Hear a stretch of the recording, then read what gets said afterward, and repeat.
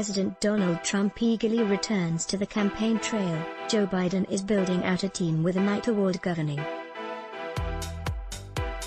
Ted Kaufman, one of Biden's longest-serving advisors, has tapped a half-dozen government veterans to work with him as part of a formal transition operation that has been established independent of the Biden campaign, officials involved with the process told NBC News. Kaufman described the work as in the very early stages, and part of an effort to ensure continuity of government during such a critical moment for our country.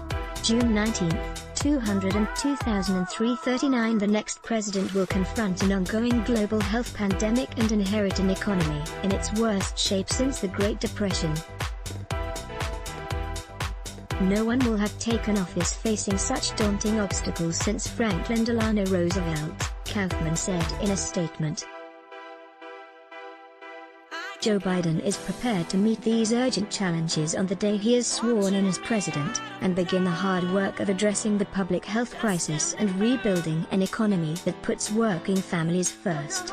As Biden's appointed replacement in the Senate for 2 years after he resigned to become vice president, Kaufman helped write the legislation to formalize transition planning, imposing specific requirements both on the current administration and presidential candidates to take such steps. The legislation was informed by his work as part of the Obama-Biden transition team in 2008. The Trump administration has quietly established its own transition council, led by Chief of Staff Mark Meadows. A separate agency, Transition Directors Council, led by officials from the Office of Budget and Management and the General Services Administration, was scheduled to hold its first meeting in late May. Let our news meet your inbox. The news and stories that matters, delivered weekday mornings. For the Biden team, Johannes Abraham has signed on to manage day-to-day operations, with Avril Haines coming on to help policy and agency review teams and herself lead the national security and foreign policy team. Abraham served for all 8 years of the Obama administration, ultimately as Chief of Staff for the Office of Public Engagement and Intergovernmental Affairs, led by Valerie Jarrett.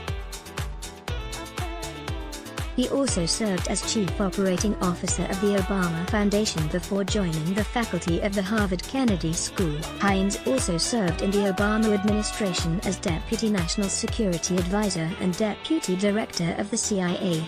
Given the nature of the challenges that will await Biden in January, I know how important it is that he selects the very best team, Jarrett said in an interview, adding of Abraham, "I can't think of anybody more qualified to hit the ground running." These initial steps by Biden's team are consistent with other recent transition periods. Dennis McDonough, who led those efforts as Obama's Chief of Staff in 2016, said that by this point 4 years ago he had also held initial meetings with representatives from both the Trump and Hillary Clinton campaigns. Their stakes of the transition being as high as they are, in light of the ongoing pandemic and the massive economic dislocation, just underscores how important it is to get going now, he said in an interview.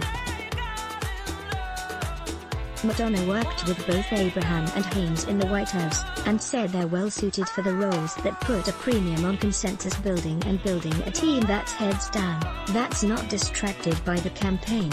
Joining Abraham and Haines as part of the early leadership team will be Gautam Raghavan, currently Chief of Staff to Rep. Pramila Jayapal, Democrat Washington, the co-chair of the House Progressive Caucus, Angela Ramirez, Chief of Staff to Rep. Ray Lujan, DNM, a member of House leadership, Evan Ryan, a longtime Biden advisor and former Assistant Secretary of State, and Julie Siegel, top advisor in Elizabeth Warren's Senate office who also worked at the Consumer Financial Protection Bureau. Kaufman is also consulting with Representative Cedric Richmond, Dee La, and Jeff Zients, former National Economic Council Director under Obama. Christopher Lu, the executive director of Obama's 2008 transition, and former Colorado Sen. Ken Salazar, who chaired Hillary Clinton's 2016 transition team, have also offered input as part of the process. Dana Remus, the Biden campaign's general counsel, also was involved in establishing the new entity, which has now begun raising private funds to support its work. By September 1, the Biden team will gain access to federal resources including funding and a dedicated office space to allow them to more significantly ramp up the transition planning. Kaufman said the transition would prioritize several core values: diversity of ideology and background, talent to address society's most complex challenges, integrity and the highest ethical standards to serve the American people and not special interests, and transparency to enable trust and visibility at every stage. Biden has had an unusual amount of time to give thought to what a potential administration would look like, with the pandemic having essentially grounded his campaign in March. In addition to discussing his vice presidential running mate, Biden said he's discussed with Kaufman the daunting task of having thousands of people ready to fill government positions quickly, as well as who might fill more senior positions. There are people who are of such consequence that I already know that I would like to have major cabinet positions, that I think about maybe announcing not the whole cabinet, but some before we started, even before, God willing, we're able to win, so people will have a better idea of what my administration will look like, he said at a fundraiser in April.